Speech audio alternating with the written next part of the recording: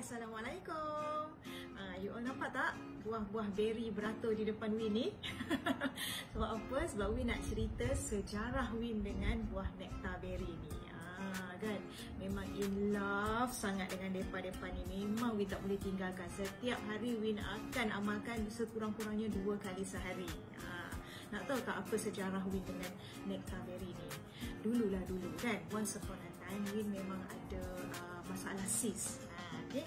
Memang masa tu ada masalah dengan period, okay? Ada gangguan hormon, jadi ada kecelaruan dengan kita punya menses setiap bulan lah.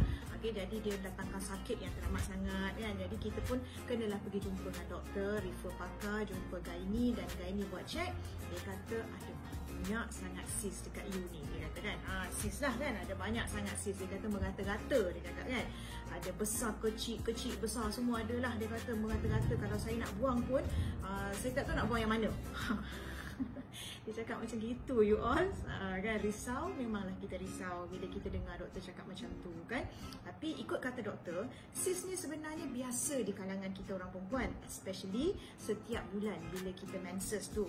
Tapi dia akan hilang setiap kali bila kita selesai period lah, macam tu kan.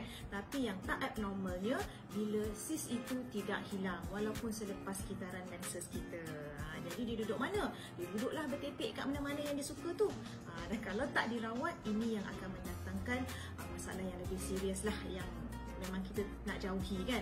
Dia akan menyebabkan penyakit-penyakit lain kan, akan menyebabkan kanser dan sebagainya. Nauzubillah lah kan.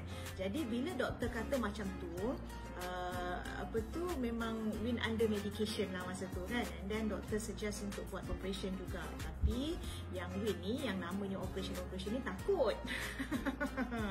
Suspend kan. Jadi tak mau. Lagipun doktor kata kalau you nak cari alternatif lain pun boleh. Jadi bila doktor dah cakap macam tu, maka Win ikhtiar cara lain kan. Dan kebetulan Win berkenalan pula dengan aloe vera, aloe berry nectar ni. Terus jatuh cinta kan. Bila Win minum kan, Win amalkan selalu, setiap masa, setiap hari. Kemudian Win pun rasa macam permasalahan dalam diri tu dah semakin kurang. Jadi Win pergi check balik dengan gynae kan. Biar minta gynae check semula sis tu ada ke tidak. And then bila dia check, dia kata tak ada sis pun. Dia kata tau. Lepas tu Win pun macam terkejut lah kan. Sebab sebelum ni pergi check gynae katanya penuh sis kan. Tapi kali ni check tak ada. Dia kata bersih je, tak ada, dia cakap tau. So Win suruh dia check lagi sekali. Tak puas hati, tak percaya, bukan apa kan.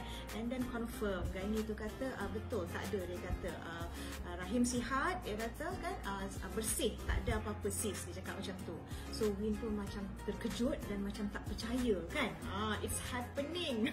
Kan, magic macam tu. Alhamdulillah, Allah izin kan. Jadi semenjak daripada itu, memang Win tak tinggal nektar beri ni. Setiap pagi sebelum sarapan, Win akan minum dulu aloe vera dan nektar beri ni. Rasa dia pun sedap tau. So yang Win selalu minum, okay, Win buat macam mana pagi-pagi dan malam, goncang dulu. Nak minum aloe vera ni mesti kena goncang, tak boleh goncang, okay. And then Win akan minum tak kurang dari 1 gelas. Nampak tu color dia kan, berry sangat kan, sedap sangat. Rasa dia masam-masam manis macam tu kan. Dan bagus untuk permasalahan kita dari pinggang ke bawah, di bahagian depan especially. Bermakna bahagian rahim kita, peranakan kita kan. Kalau orang lelaki kesihatan prostat kan. Dan bagus juga untuk pundi kencing, dan juga orang gaut pun bagus benda ni, okay? Bagus sangat benda ni untuk membantu orang yang gaut. Jadi permasalahan yang berkaitan, yang selalu boleh merawat, yang boleh dirawat adalah apa? Fibroid, cyst, berkaitan dengan kehamilan, yang berkaitan dengan kesihatan rahim kita kan, kesuburan, senggugut dan sebagainya. Jadi kalau ada antara kita-kita ni yang mengalami masalah senggugut, especially anak-anak dara kita ni kan, budak-budak muda ni, jangan pandang ringan. Sebab daripada senggugut tu, dia akan meningkat jadi penyakit-penyakit yang lebih serius, okay, apabila usia meningkat nanti. Jadi daripada awal kita amalkan minum nektar beri ni, supaya bagi permasalahan-permasalahan kewanitaan kita tu, permasalahan-permasalahan daripada pinggang ke bawah kita tu, insya-Allah menjadi lebih baik dan sihat. Okay, jom minum.